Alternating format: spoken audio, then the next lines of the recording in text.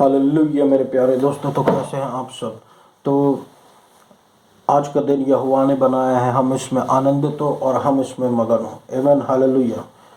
तो मेरे प्रिय दोस्तों, मैं आपके लिए आज परमेश्वर के वचन को लेकर आया हूँ ताकि आप आनंद से भर जाएं और प्रभु के अनुग्रह से भर जाएं।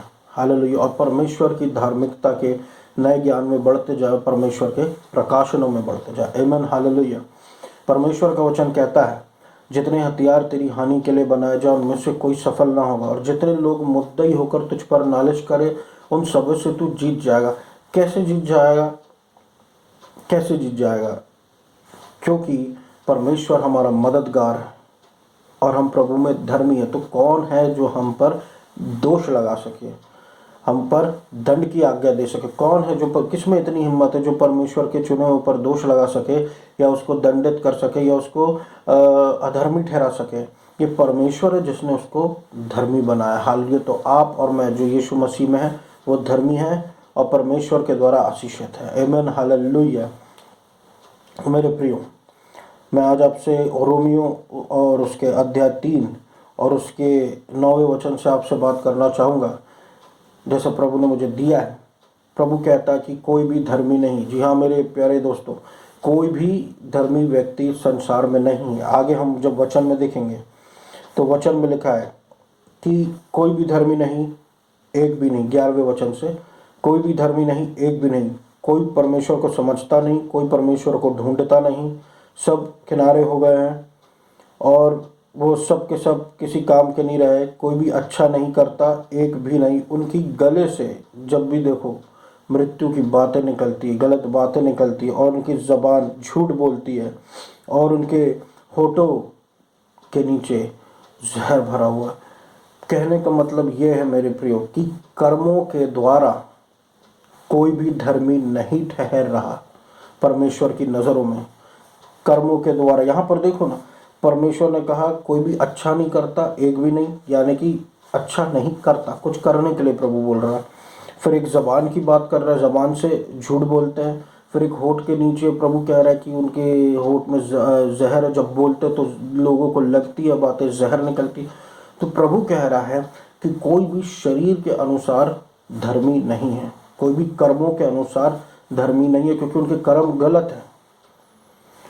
शुरुआत में ही हम देख लेते हैं कि परमेश्वर कहना क्या चाह रहा है जब प्रभु कह रहा है धार्मिकता के विषय में कि कोई भी परमेश्वर को समझता नहीं, कोई भी परमेश्वर को ढूंढता नहीं। वचन साफ साफ नए नियम में ये कहता है कि पहले तुम स्वर्ग के राज्य और उसकी धार्मिकता की खोज करो, बाकी सारी चीज़ें तुम्हें यूं ही मिल जाएंगी। तो वहाँ पर प्रभु कहता पहले स्वर्ग के राज्य और उसकी धार्मिकता की खोज करो। प्रभु वहाँ की बात लेके यहाँ कहता है कि कोई भी परमेश्वर को समझता नहीं, कोई भी परमेश्वर को ढूंढता नहीं। और वहाँ पर प्रभु क्या कहता है? पहले परमेश्वर के राज्य और उसकी धार्मिकता की खोज करो, ढूंढो। हालेलुया। मेरे प्रियो, परमेश्वर का तात्पर्य सिर्फ इतना है कि हम अपने शरीर के द्वारा, हम अपने कर्मों के द्वारा ना तो पवित्र बन सकते हैं, ना तो धर्मी ठहर सकते। अगर हम कुछ हैं, हम में कुछ योग्यता नहीं है कि हम परमेश्वर की धार्मिकता तक भी पहुँचें। जैसे हम सूर्य तक नहीं पहुँच सकते, वैसे हम परमेश्वर की धार्मिकता को भी नहीं छू सकते जब तक हम यीशु मसीह को ग्रहण ना कर लें। और जब हमने यीशु मसीह को ग्रहण किया है तो इस बात का प्रकाशन पाना बहुत ज़रूरी है कि जब चाहे हमने 1 साल पहले प्रभु को ग्रहण किया हो, चाहे 1 दिन पहले, चाहे 10 साल पहले, चाहे 1000, चाहे कितने साल भी पहले हमने यीशु मसीह को ग्रहण किया है, तब से लेकर आज तक हम बिल्कुल शुद्ध, पाक और पवित्र हैं और प्रभु में धर्मी हैं। जब हम परमेश्वर की नज़रों से अपने आप को देखते हैं, जो कि ये असली है, परमेश्वर के वचन के अनुसार नियुक्त है कि हमको परमेश्वर के द्वारा धर्मी ठहराया गया है, यानी कि हमारी धार्मिकता प्रभु की ओर से है। हमारी खुद की पर्सनल धार्मिकता तो चिथड़े है। हम अगर धर्मी हैं तो यीशु मसीह के द्वारा, यीशु मसीह की ओर से। आमीन, हालेलुया। हम अगर पवित्र भी हैं तो हम परमेश्वर के द्वारा पवित्र हैं। हमारे कर्मों के द्वारा हम पवित्र नहीं ठहर सकते, क्योंकि कुछ ना कुछ हमसे गलतियां होती रहती हैं। हालेलुया। तो मेरे प्रियो, हम प्रभु में धर्मी हैं, हम परमेश्वर में पवित्र हैं और हम पर कोई दाग नहीं है, कोई धब्बे नहीं, निष्कलंक है। आज भी हमको हर दिन यही कहना है कि मैं परमेश्वर में धर्मी हूँ मसीह यीशु के द्वारा, क्योंकि ये हमारी पहचान है परमेश्वर में।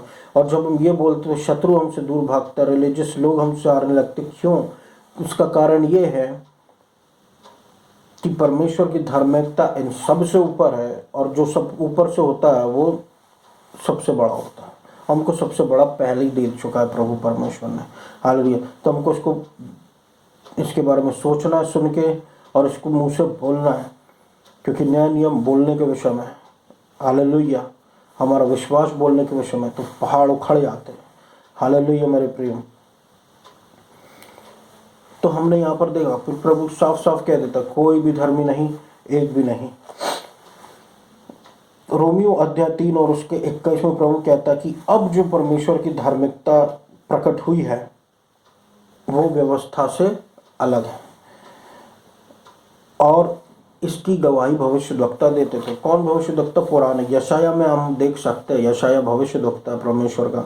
वो परमेश्वर की धार्मिकता के विषय में कितना बोलता है, उसने कितना बोल चुका है परमेश्वर की धार। और वहीं पर हमको ये वचन भी मिलता है कि जितने हथियार तेरी हानि के लिए बनाए जो उनमें से कोई सफल ना होगा।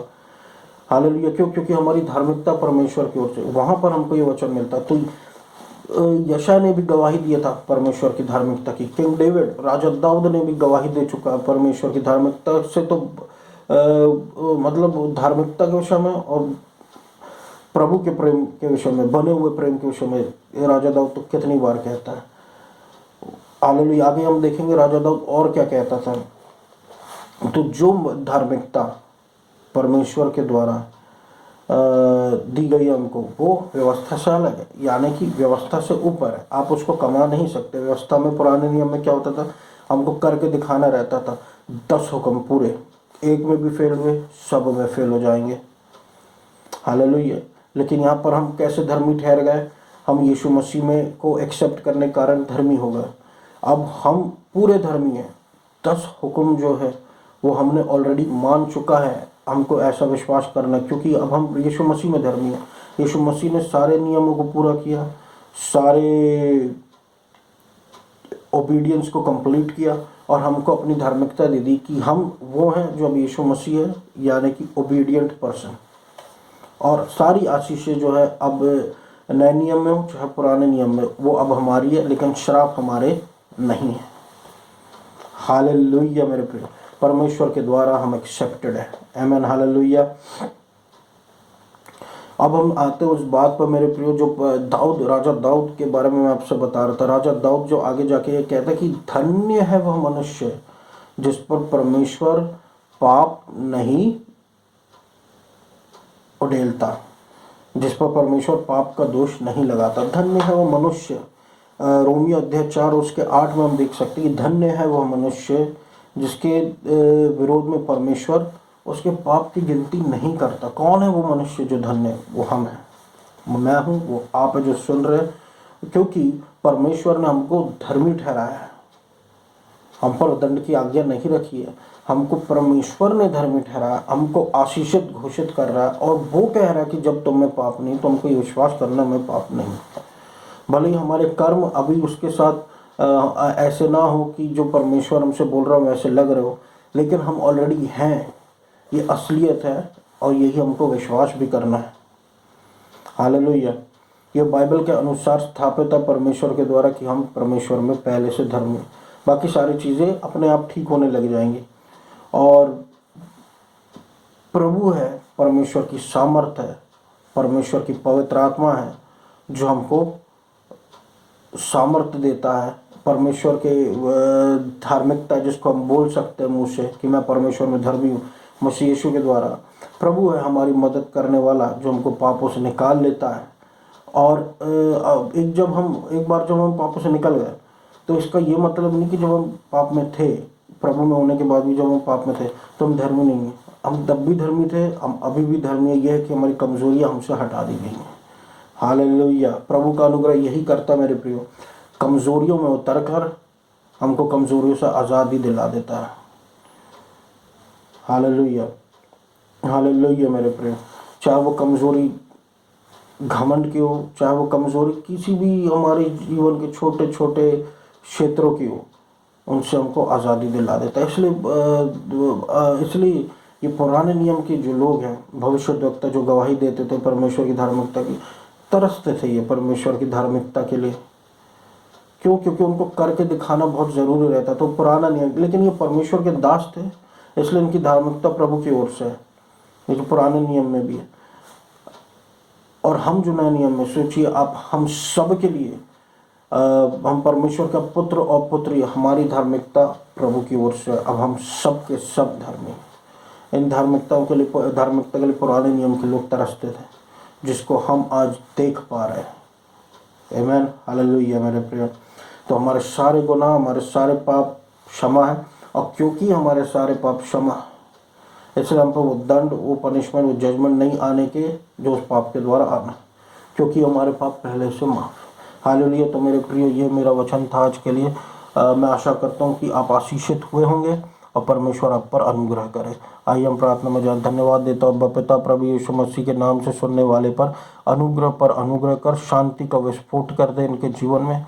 हालेलुया। आपका वचन कहता है जितने हथियार तेरी हानि के लिए बनाए, जो कोई सफल ना होगा। कोई भी हथियार हमारे विरोध में जो बनाया गया वो सफल ना होने पाए।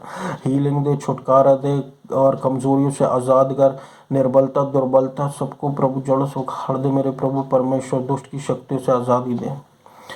Hallelujah, hallelujah, hallelujah, hallelujah. न्याय कर यीशु मसीह, न्याय कर। हालेलुया। प्रभु मध्य प्रदेश पर आपका अनुग्रह उतरे। मध्य प्रदेश को लहू के बाड़े में ले लीजिए, और प्रभु मध्य प्रदेश को प्रभु आशीषित कीजिए, आशीषित कीजिए। यहाँ से डिलीटरी और कोरोना वायरस उखड़े। जबलपुर को आशीषित करें, इंडिया को आशीषित करें। इंडिया में अनुग्रह पर अनुग्रह उतरता जाए प्रभु से, और प्रभु इंडिया की आप रक्षा करें प्रभु। धन्यवाद देता हूँ पिता आपके बहुत बड़े अनुग्रह के लिए प्रभु। अनुग्रह पर अनुग्रह, अनुग्रह पर अनुग्रह करते रहे मेरे प्रभु परमेश्वर। आपका धन्यवाद करता हूँ, और इस पूरी प्रार्थना को मैं यीशु मसीह के नाम से मांग लेता, सुना पूरा कर। आमीन, हालेलुया।